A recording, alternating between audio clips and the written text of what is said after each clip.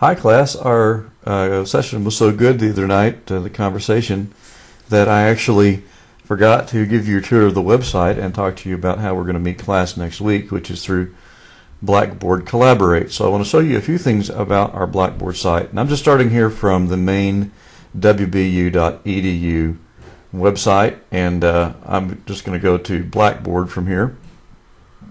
Before you log into Blackboard, there's something you can do that will help yourself a great deal, and that is to run Test Your Browser. And this button will help, if you select this, it will help you do a self-diagnostic of your computer. And even if your computer is new right out of the box, it may not be configured correctly to run all the features of Blackboard. I have had a lot of problems with using Microsoft Explorer, and so I either use Safari on my Apple,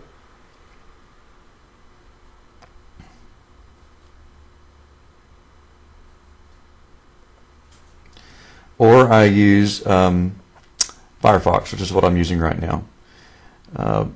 There's some features of Blackboard that simply aren't supported with Microsoft Explorer.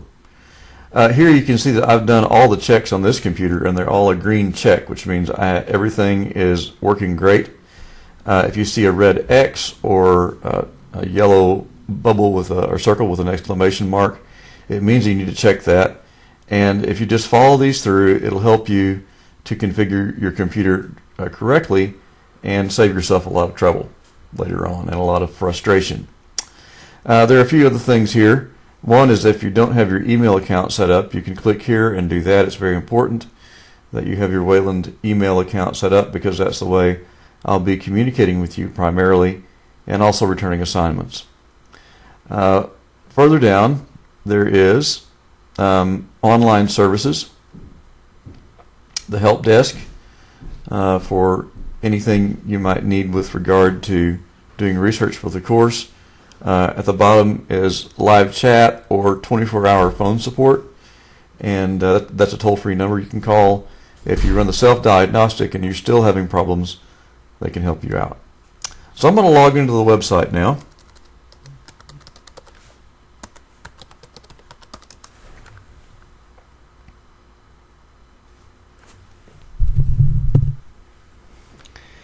And I'm going to click into our class. Well, actually, before I click into the Survey of Christian Education, I want to show you a couple of things. One is, if you don't like the color your screen is, you can personalize it if you click here, and it'll actually give you different color schemes. And so I picked mine as green. For some reason they're all pastels, but anyway, that's the way that works.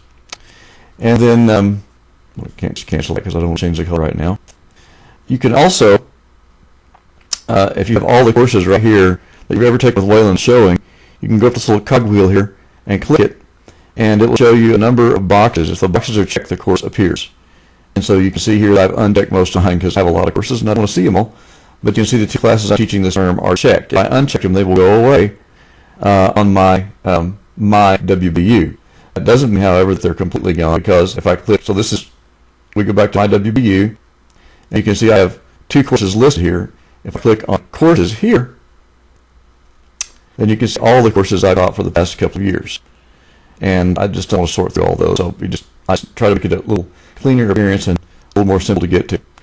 Now let's click into the website, the class site. And we'll do that for a few things here that are important. One is I've set the entrance to the class on the announcements page. So when you click into the course, you'll click into announcements, and I have different kinds of announcements here. Sometimes even a video announcement if I'm feeling spry. And so this is where you come in, and then instructor information is here, the second tab here. And this gives my work phone and my cell phone, which is probably the best way to contact me. And like I said, this is class, but please contact me if you need help. You're not an imposition. I want to help you. This is my ministry. The third tab there is a syllabus. I think a lot of you came with the syllabus printed, so you obviously know how to get that. Just be sure that you print out the right one if you're a graduate or undergraduate student. Under assignments, let me turn my editor mode off. I can see all the classes, but you can't. So we go to August 26th, and we open that folder. So next week, you can see there's a link to the Blackboard Collaborate live chat session. And this is the way we'll be meeting next week rather than meeting in person. Meet from 7 to 8 p.m. And the way you prepare for this live chat session is to view the video lecture and read the article in this folder. I had some problems embedding videos directly in Blackboard since they created it. Apparently it's an issue they haven't been able to work out. But I still provided a link to the lecture. So let's click down here under Philosophy Review Part 1. And it's going to tell me it can't play it. And so then the link down here to the actual video itself is hosted to something called BrainShark. So to click that, it will take us to the actual video lecture that you can view. And we play this to make it full screen. There's a little opposing arrow icon down here in the corner. And we click that, then it comes up and the audio will play. But it's a little easier to read. You make it to the whole class, big enough to see the whole screen.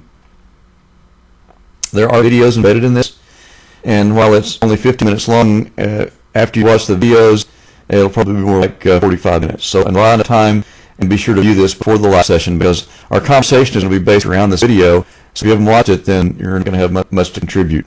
Also for the class, besides watching this video, let me go back here, you'll need to prepare for the chapter questions we're going to discuss and read this article about families and technology research. By the way, this is put out by a research company called Orange, and it was made for Willow Creek Church, and so it is we have permission to use it as sort of one-use thing for educational purposes. So don't distribute it beyond classes, I'm saying. Now let me show you how to get into the live chat session.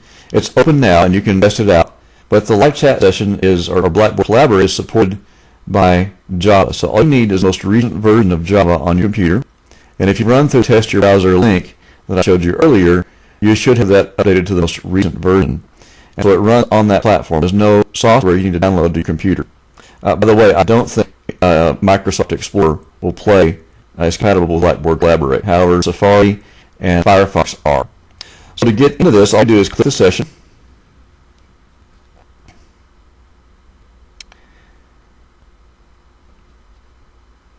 Okay. And you see that my Java is launching now. And although it does say that there's launching issues dealing with Mac OS X, I've never had a problem with my computer launching this. So it's going to, right now it's just doing this little thing to launch it. And it's kind of like a Skype, really. So if you run Skype, you have a Skype account, this should be second nature to you.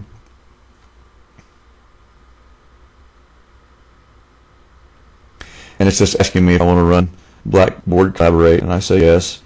And it might take, depending on your connection speed, it might be a while for us to launch. It might take longer than it's taking mine right now. So yes, I'm allowing access Java now. It's asking what kind of connection I have, and I have at home right now, but I have a high-speed connection. So I'll say OK, and then it should launch me into the session itself. I can actually record the session as an MP4. You can come back and listen to it later, just like YouTube video, if you want to review anything we've done in class. Over here you see my name, and you'll see your name when you log into the session. Down here is a place where you can enter text messages. You see I typed hi, and there's my message that popped up. You can actually direct message to individual members of the class, but all messages come across my screen, so don't say anything bad about me. Turn on your microphone to talk to the class. You click that talk button, and I'll click the video so you can see me too. Okay, it's saying it can't open it. Well, anyway, I'll work that, but you click this, and your video should open, and when you see this moving, it means that you're talking. So we can only do 3 simultaneous talkers. And so when you get done, just be sure to turn your microphone off so that other people can activate their mic and talk. Another is that I suggest you use a headset, because unlike Skype, Blackboard Collaborate does not have the good noise canceling features. And so external speakers will make the echo, make an echo that will make the audio unintelligible. So most computers now, modern computers, have a built-in microphone and a camera. If your computer does not have a microphone, then I would suggest buying one of the relatively inexpensive ones at Walmart or admire. Another thing is that you have emoticons, so if you like something, you can click a smiley face. It will pop up next to your name. Or you can do thumbs down to approval if you want to.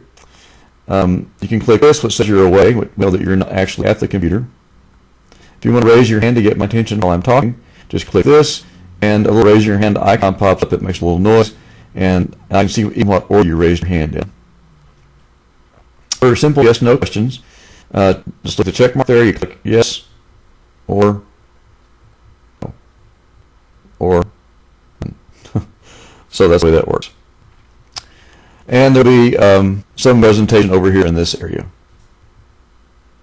So that's the way you do Blackboard Collaborate.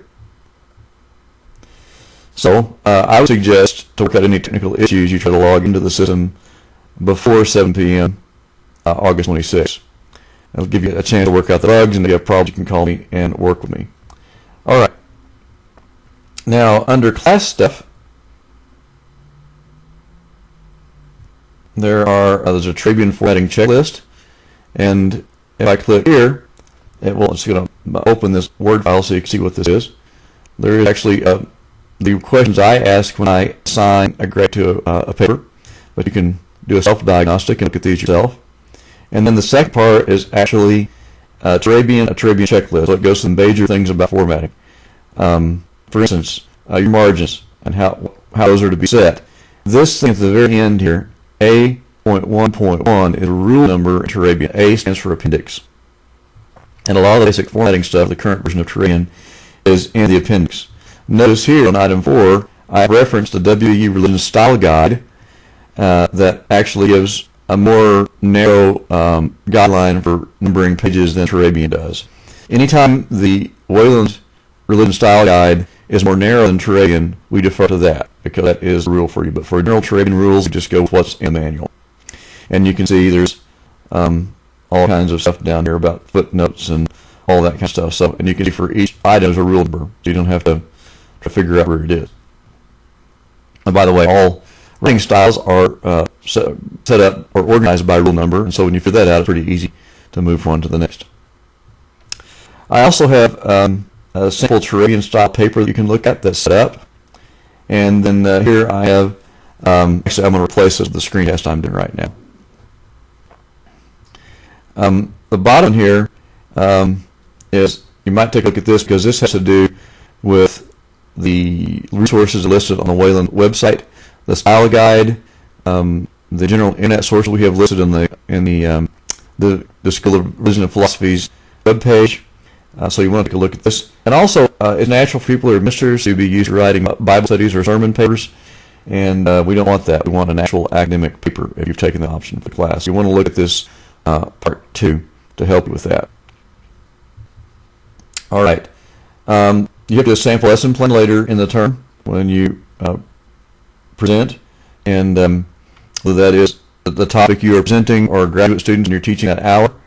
And this is a sample lesson plan. Some of you may remember Amy Kimball. She was just here actually a couple of months ago, and she allowed me to put this up so you can see how to write a lesson plan. And we can go over that more probably before the time comes for you to actually make a presentation. Under Tools, there's a place where you can send an email to me through Blackboard. You can check your grades, and those are probably the main 2 things you can do here. The Wayland Library is at the bottom, and it looks like that is giving me the same message that can't be opened, so we'll just click the link directly. Now we're in the Learning Resource Center. There are a few things that you need to know about our Wayland Learning Resource Center. One of the most important is that for distance students, part of your tuition is paying for reference librarians to help you. Alaska doesn't have any logical libraries, and so it makes using our LRC all the more important for you.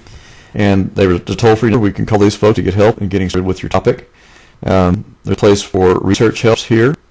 On down, if you're having problems getting into your actual accessing our databases with your Easy Proxy account, there's a place to get that reset here. And there's a toll-free number. You can call them to get that done as well. If you request an article or a book through an Anchorage library, either the LUSAC or the consortium library, they're going to charge you a fee. There's no need to charge a fee because if you want a book, click here, fill it out. It's included in your tuition dollars for Wayland, and they will send you the book with return postage from the library, or even get through interlibrary loan if they need to. There's also a place where you can request an article. More and more articles are full text online, but they're still some aren't. And they can normally find most any article pretty quickly, and they can send that to you as an email attachment in a PDF format. Let's back up one. So you definitely want to make yourself familiar with the distance services. One feature of our website now is called Simple Search, and this is like a meta search engine for all of our databases. And so if we plug something in like very general, like oh, I don't know, let's do biblical interpretation, and we'll do a search by keyword. Now I'm going to ask you for my easy proxy username and password. Now this is the username is your student ID number. The password is the first 3 letters of your first name, followed by the first of your last name, all lowercase, no spaces. So let's look into this. So this will search everything Wayland subscribes to. We're liable to get a lot of hits on this, and hopefully pop up soon. There we go. So we got 407,359 sources on biblical interpretation in all of Wayland's databases. Now we can refine that even further to say we only want full text, we only want scholarly journals, and you see that the publication date goes back to the year 1000 to 2014. Let's bump this up to something a little more current. So let's do 2003 to 2014, and let's update that and see if we can narrow that down just a bit.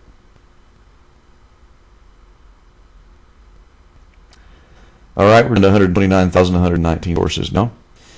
Now, if you look here, now there's a PDF, the full text of this for biblical interpretations of Genesis 49:10, and so if we click here, PDF full text will pop up for us. And while that's popping up, let me point out a couple things over here to the side. One is you can print the article from this icon here. You can email it to yourself. You can also sign in, and you can make your if you don't have an account with EBSCO, which is one of the major companies that that we use, that houses the databases where our journal articles are. I'd suggest you create an account. And this is sort of like an Amazon account, so that when you create it and you sign in, it will keep track of where you've been.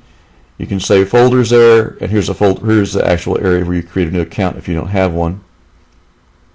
You can attach notes to files, and it'll be there even next semester. So that's really a good service, and I recommend you do that. All right, so we're back now to the actual article. This button right here is the cite icon. If you click that, it will actually give you how to format this in Turabian for Humanities. So there it is. Now sometimes they get the details of these wrong.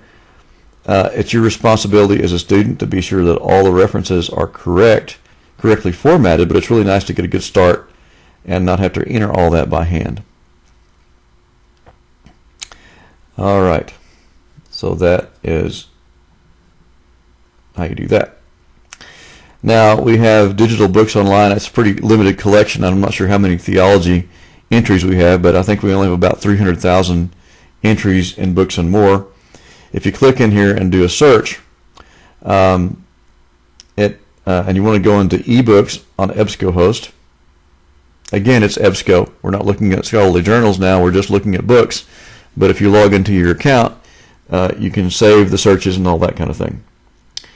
And the nice thing about this is while you can't check the book out, you can read it, and the text is searchable. So let's do the same search here.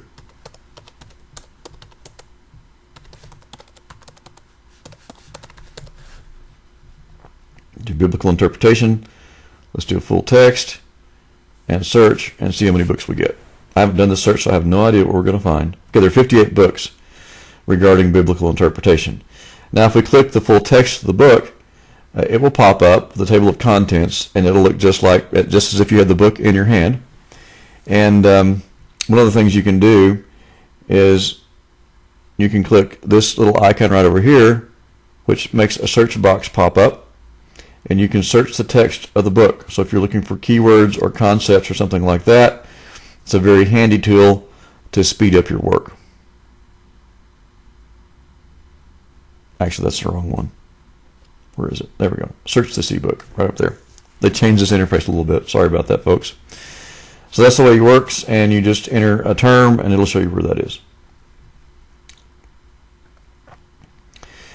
let's back up one now. Articles and databases is a great place to begin looking for articles. And down here you'll see the reference librarians have actually vetted the best websites and subscriber databases for you. So if you go into religion and philosophy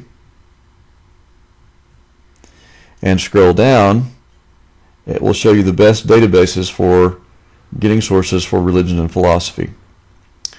And then at the bottom, there are open source databases. In other words, these are not something we subscribe to. They're freely open on the internet, and the reference librarians have already vetted these for you, so they're safe.